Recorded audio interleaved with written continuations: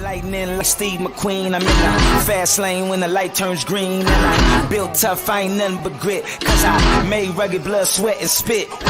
Yeah, like a horse I fly. Better push yourself in for a bumpy ride. I like to play hard, but I work harder. And I weather the storm cause I'm built stronger. What is up, ladies and gentlemen? We are back. We are live. It is the Freight Coach Morning Show, the top morning show in transportation, coming to you guys every single weekday, 8:30 a.m. Pacific, 10:30 Central, to break down some industry headlines and, most importantly, provide some actual insight into what you can do with all of this information. If this is your first time tuning in, welcome. This is the real side of freight, ladies and gentlemen. And I literally just drew a blank on my own.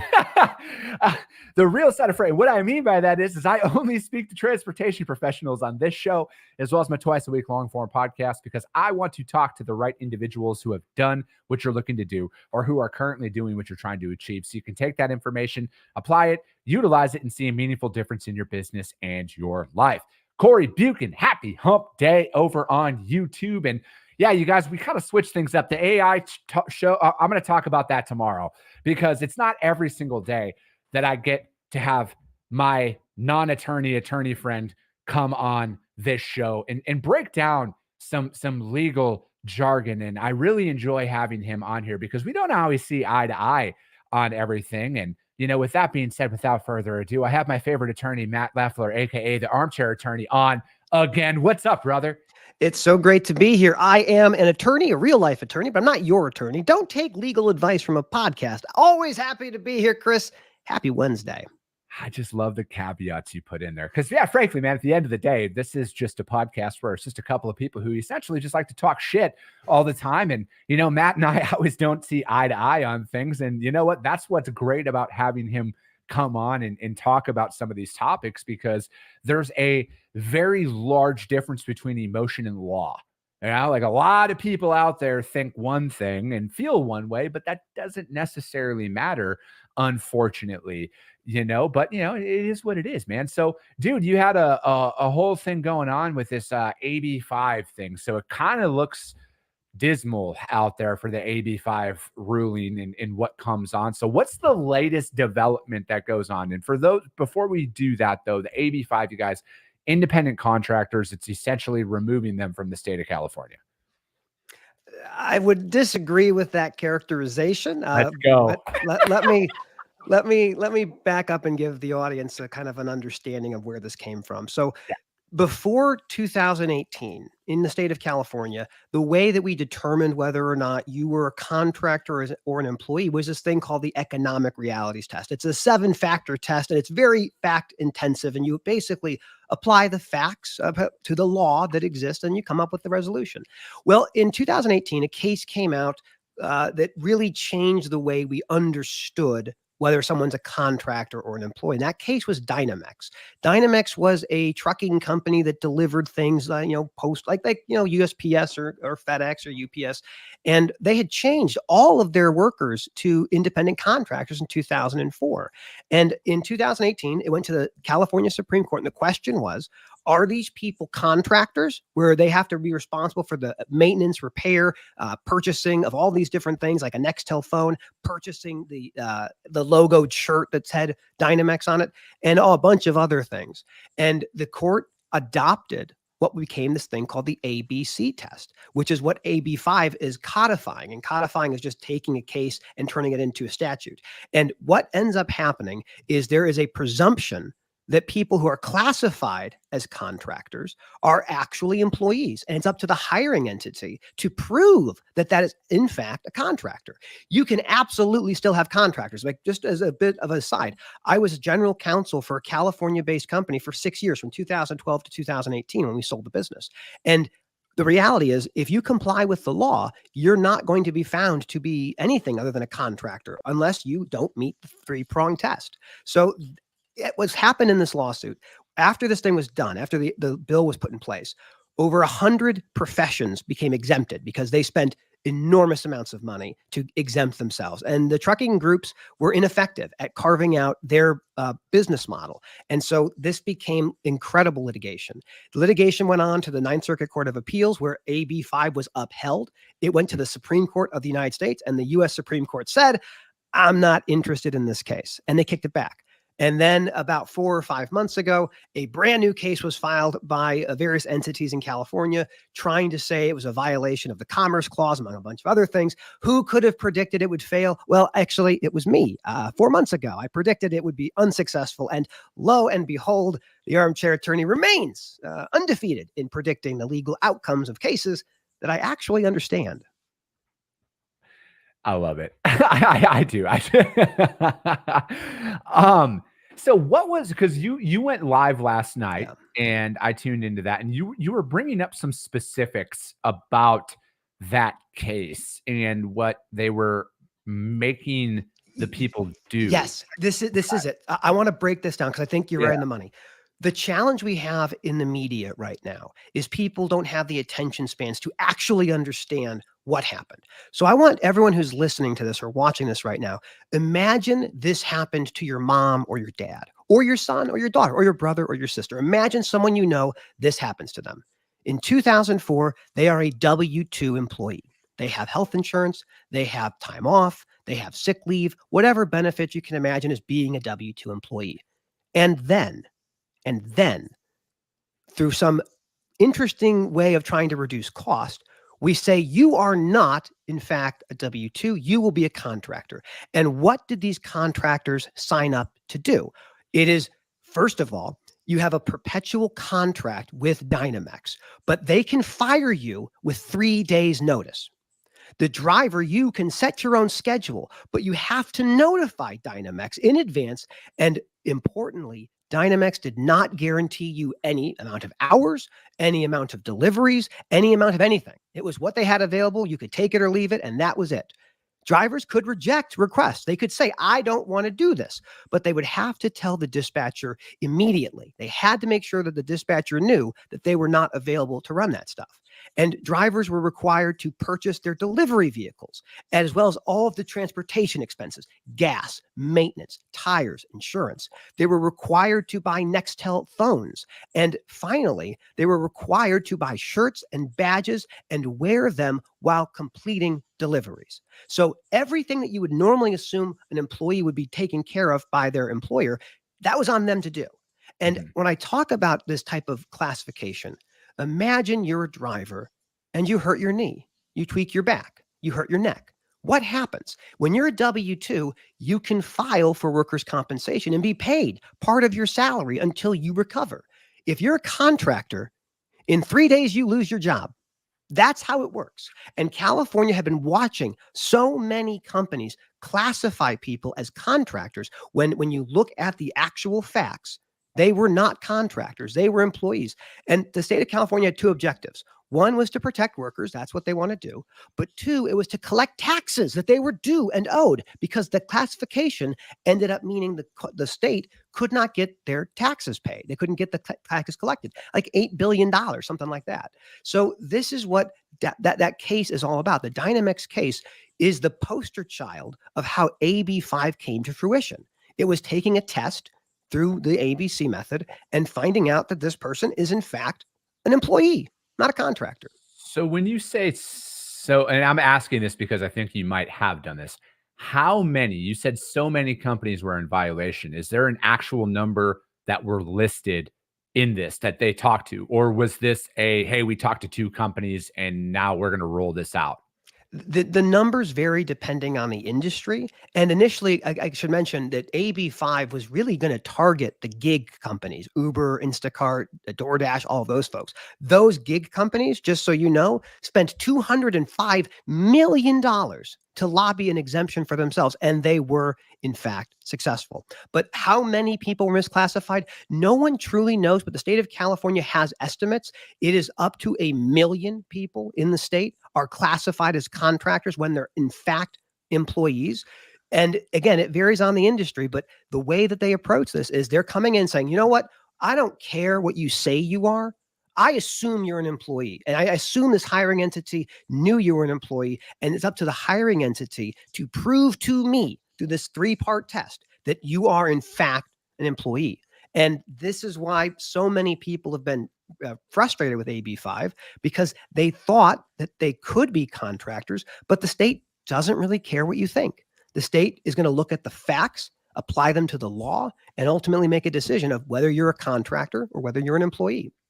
So the state is deciding for the individual what they can and can't be in this situation. I would say it's yes and no. The state isn't ultimately making the determination themselves. What's typically happening is a contractor has something catastrophic happen. Maybe their spouse is in the hospital for treatment for cancer and they get fired because they can't report. They can't take FMLA leave. And what ends up happening is these people who are in a bad position sue the hiring entity. And when they sue the hiring entity, what they then try to do is prove that it was, in fact, an employment relationship. So the judges are the ones, or the juries to an extent, are the ones who are applying the fact to the law and making the determination. The hiring entity initially makes the categorization of W-2 or 1099. They make that distinction internally, but the state's not going to defer to what you as a hiring entity wanted to do. Okay. I'm going to do a quick wardrobe change because I want to take this in a different angle and I want to get a legal opinion on this. Okay. Not an attorney, but an attorney here. Okay. Okay. Hold on 1 second. This is interesting. I'm excited. We like when things are improv. Oh, that's right on the money. We got the tinfoil backwards freight coach hat here, ladies and gentlemen.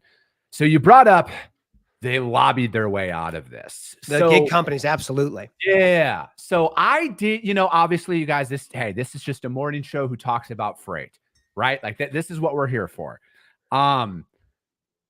If you guys want a custom freight coach hat, just go to your tinfoil hat, just go to your cabinet and just take your tinfoil out and put it over a hat here. There's a certain industry group that has been in the news recently who are notorious for organized labor. And that said group is very heavily involved in the state of California to unionize these workers. So can you unionize an independent contractor? Can an independent contractor be a member of a union, or can they only be a union member if they infiltrate an organization and say, hey, all of these drivers at company A, we're going to get them unionized now, but they can't do it if they're an independent contractor? Is that a thing?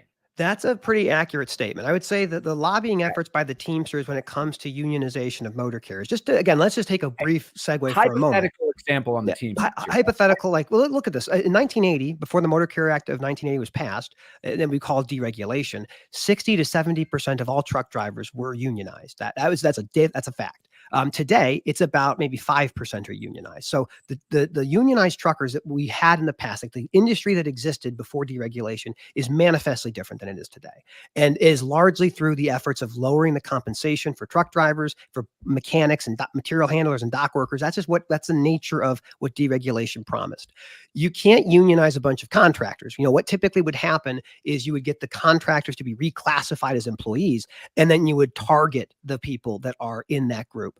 But the reality is, this law, AB5, was not pushed or designed to benefit the Teamsters. It was really a push to say, we want to make sure that if you're a contractor, you are really, in fact, and in law, a contractor. You are free from control. You are doing a business as an independent, working with multiple customers, and you're not essentially being put into a place where you're making below minimum wage. Because that's what the initial lawsuit around, when we talked about the Dynamex case, was around people making under minimum wage as a result of being contractors. Like, that's what happened. These people were making underneath the posted minimum wage because of the nature of the deal they struck with Dynamex. So I would say it not to be in a tin hat type of thing.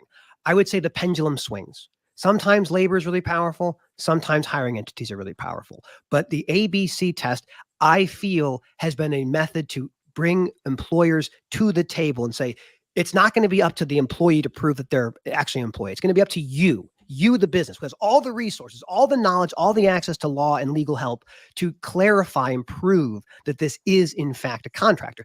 And it's really telling, I'd say, Chris. You don't see Amazon, you don't see FedEx Ground throwing a fit about AB5. And yet, all those deliverers, all those couriers, those are contractors. They don't work for FedEx. They don't work for Amazon. They are contractors. So the guys driving the FedEx trucks are contractors. Are you 100%, sure about that? The FedEx, so I was the largest vendor for FedEx Ground for over 25 years. My job as in-house attorney for outsourced fleet services was working with the people at Ground. And I guarantee you, the dedicated service providers or these people who own these routes, they are not employees of FedEx. They have a shirt that says FedEx Ground. They have a truck that says FedEx Ground. They have a DOT number. They are not FedEx Ground employees. They are absolutely unequivocally contractors. Are you talking about the drivers who go, like I'm talking about the people who actually show up at my house to drop off a package? Those are contractors. They're not FedEx employees at all. They are absolutely not. So let me tell you this. We'll talk about this. Is so good. I love this topic. Okay, so many years. Yeah, this is this makes me so excited. Blocking the gamma rays. It's blocking the gamma rays. I can think now. So there was a company many years ago called Roadway. Roadway was one of the big three: Roadway, Yellow, CF. Roadway was thinking back in the 80s, how can we make a competitor to UPS? How can we make a competitor to UPS? But Roadway was unionized. Roadway was Teamsters. What could they do? They invented a company, and that company was called RPS, Roadway Package System. And Roadway Package System became a company called Caliber, and Caliber became FedEx Ground. The model was very simple. FedEx Ground would own the trailers. FedEx Ground would own the dollies that connect the trailers. FedEx Ground would own the spotting trucks that move the trailers. But the power units, whether it's over-the-road trucks or whether it's the daily delivery vans that you see every day in your neighborhood, those are contractors. And for, let's say, 40 years, they honed and crafted a legal framework that ensures that those contractors, those drivers, are not employees of FedEx, because Roadway knew, and FedEx Ground to this day knows, that the differentiator for them, for their investors, is not having unionized labor. That is what Ground is. That's what RPS was. And to this day, you still see remnants of what the unionized motor carriers could do operationally. And that FedEx Ground today, that was invented by Roadway to create a competitor to UPS that was non-unionized. And they were absolutely essentially correct. And when Amazon came to the business and said, we want to start delivering things to your door, we want to be the people bringing you stuff, they said, what model do we want? Is the model going to be what FedEx Ground does or what UPS does? And it was a very easy decision. Go the FedEx Ground route. And that's exactly what they did. And it mind boggles people to think, oh, these people with all this stuff are actually not employees. FedEx Freight, the LTL version of FedEx, that is all, company drivers. They're not independent contractors. But in the ground business and the express business and custom delivery, custom critical, those are generally all going to be contractors. Okay.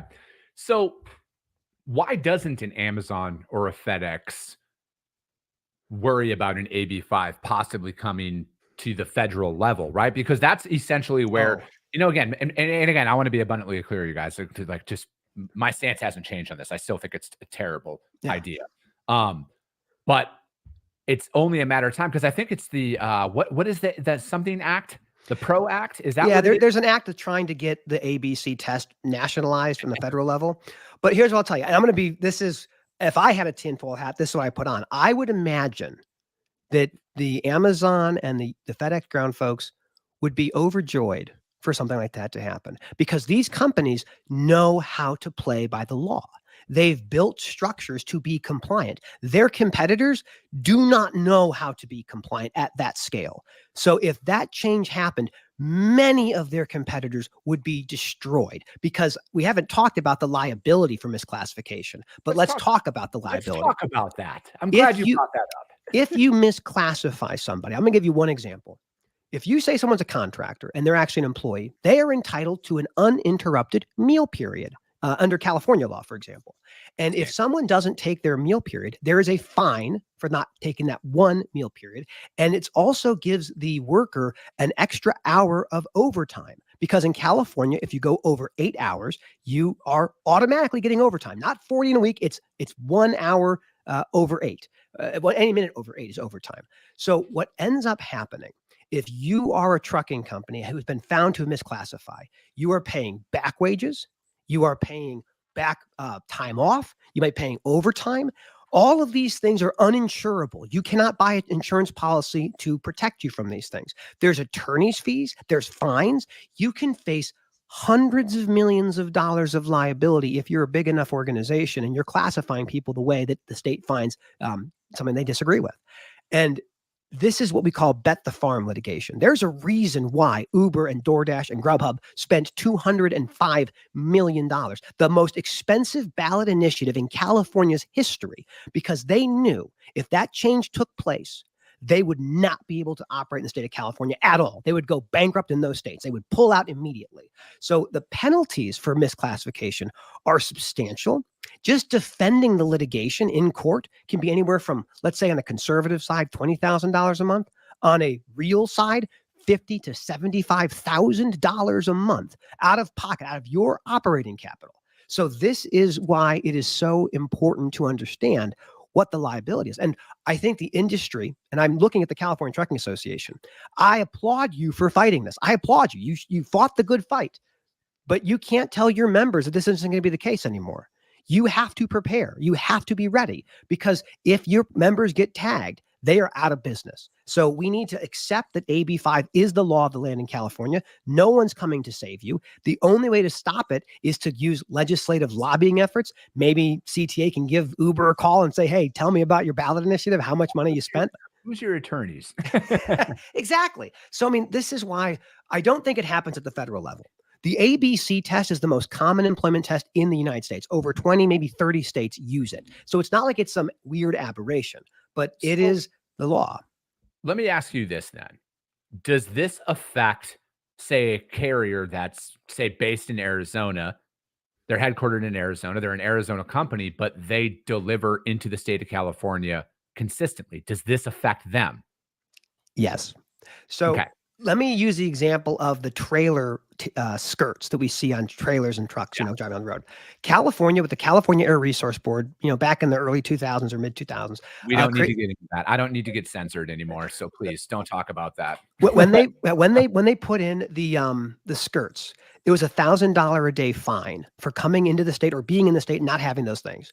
You couldn't exempt yourself saying, oh, I'm actually from Illinois. I don't have that same rule. California doesn't care. California's not going to ask you which state are you from? We'll have some laws that apply and some laws that don't. You come into the state of California, you are opening yourself up to potential liability. Maybe you don't get caught because there aren't enough regulators to enforce this stuff. But if you are not careful and you're not managing risk appropriately, you come into the house of someone who has a different law. It's their house. It's their law. You're going to be just as responsible for knowing it as an in-state resident. And this is the thing why so many people have been viciously fighting to get rid of AB5. But again, it ain't going anywhere. Yeah, I think that, again, I always look at it, in businesses, is you just got to follow the money. And I think I've said this before, but I'll be abundantly clear. The state of California doesn't care about the worker. They care about the tax revenue. They care about the fact that now that independent contractor can't write off. And I know that you're an attorney here and you're very passionate about your stance. And this is why I love having Matt on this show. Matt doesn't talk about the tax benefits that independent contractor gets by purchasing said uniform, said cell phone, said fuel, said maintenance, all of that stuff, and lowers their tax liability. That's what this is always about. And when you look at the subset of drivers that are based in the state of California, and there's a reason why it's not going to other states, because how much freight flows through the state of California? That's in like the likelihood, because of why I led Matt into saying the Arizona thing here is simple. How many drivers are in and out of the state of California that now could possibly or hypothetically jump into a class action lawsuit and decimate the small business of it? So I legitimately always say, just follow the money. That's what it's about. It's about benefiting the state of California. It's about removing small business is really what it boils down to. Because you brought up, and again, this isn't a knock on Amazon or FedEx or UPS. They were once a small business that have grown and scaled. They are living the capitalistic dream of building up into a large entity there. But you said decimate their competition. This is a way for them to do it without firing a single shot. This is a way to remove all of the competition. And then, again, follow the money. Who's going to suffer, ladies and gentlemen? You already think that the prices on the shelves are high enough. Just wait until there's a monopoly out there and there's only 3 providers. That FedEx package that once cost you $5 is now $50 to ship.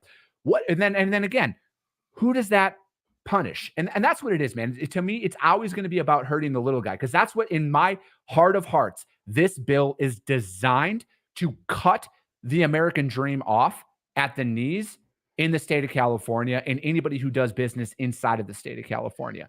Nobody is ever going, and I know the law is the law, and what you're like, I'm not putting my what's legal and what's not legal, but this is just what it is. Fundamentally, when you peel it back, it's a money grab to remove somebody's ability to operate independently as a business owner and force classify them as an employee, because that's just really all it is. And then that takes that reduces your ability to write things off and increases employment tax and everything else. And then again, it's just chopping away at small business, man. That's all it is to me. That's all that this bill is designed for. They don't care about the workers who didn't get sick days. They don't give a shit about that, man. Let's call that for what it is. You don't have to, because you're on your side of the fence here, and this is why I love having you on. But in my opinion, that is what this is. I respectfully disagree. But I know you. The thing is, I want people to understand, like, I'm not like for or against AB5 or these different classification things. What I really want to emphasize is how these things happen, why they happen, and then what you're supposed to do afterwards. I do say that, like, you can still be a contractor in California. I mean, Amazon and FedEx prove that every single day with the tens of thousands of drivers they have operating. You can absolutely be a contractor. What's going to be problematic is the dray operator who has an independent contractor classification from the hiring entity, and they get paid $100 per move. And if they're stuck in traffic and they can't get more than one move a day, they're going to get paid $100, and they're not going to be able to cover their operating costs. The whole point of deregulation at the beginning was to reduce consumer pricing, to make it cheaper to buy things. And it did that. It saved millions, billions of dollars, but it saved that money by fragmenting the industry and causing all of these new relationships. Besides containerization, the biggest innovation in our industry was independent contractor classification. And states have been trying to find ways to navigate this. If you go back to that case we talked about earlier, again, imagine you're working for Dynamex, you're a W-2, and then you're not a W-2. And now all of these things that you were never trained in how to do, you don't buy at the same scale that a FedEx ground buys, and you don't have those same incentives. You're spending a lot more. And these people, these business owners, may not be great at taxes. It's the idea that we want you to be treated the way you actually behave with your hiring entity. And the test of the ABC test comes in and says, we are assuming you're an employee, but you're more than welcome to prove us wrong. And some people can. And if you can't prove them wrong as a hiring entity, looks like you have some employees. So for the dray providers out there, for the lease own purchase things, or for the brokerages that have a motor carrier division, it's going to be very challenging, but you can navigate these things. And now is the time to get with your lawyer. And I mean, lawyers like in California who know what this stuff is all about. Not Matt Leffler. Not me. I'm not your lawyer.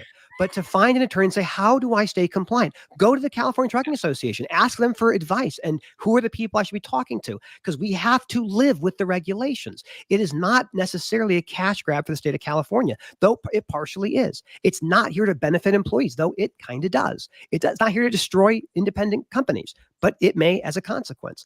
The way you solve this is political. It is not going to court and saying, hey, Your Honor, we don't like what they did. Can you undo it? That's not going to work in this case. It has failed every time they've brought it up. And now we have to live with the regulations that are in front of us and understand, how did we get here? We got here because hiring entities went way too hard on contractors and made it impossible to run a business. Some absolutely. There's always bad actors. Exactly. But, and again, like with that being said, there are always bad actors out there. And and I know we got to wrap up here because, both of us have jobs that we have to do. And, that's right. But at the end of the day, I always go down like this, man. You can't persecute the many to prosecute the few, because there's a lot of, there are bad actors out there, but there are a lot of people who are doing it the right way who are now going to be brought into unnecessary litigation due to this, even though they haven't done anything wrong. But you can't stop somebody from filing a lawsuit. And then there's an attorney out there like Matt. I'm joking, but there's an attorney out there like Matt who's like, I'm all over this. I get attorney's fees. Absolutely. The money you can make as a lawyer. Like, I'm just trying to help the lawyers out there. The lawyers need some help. Dude, it's obvious, bro. Matt, I appreciate you, man. Thanks as always for coming on. And I'll let you know when all the hate from the comments start coming in like you did last time. I love it though, man. Thanks again for coming on. And We'll be back tomorrow, you guys. You guys know how to get a hold of Armchair Attorney here. Just hit him up on LinkedIn, let him know, and tell him he needs a tinfoil hat out there as well, so he can get on the crew. Anyways, you guys, we'll be back tomorrow, 8:30 a.m. Pacific, 10:30 Central.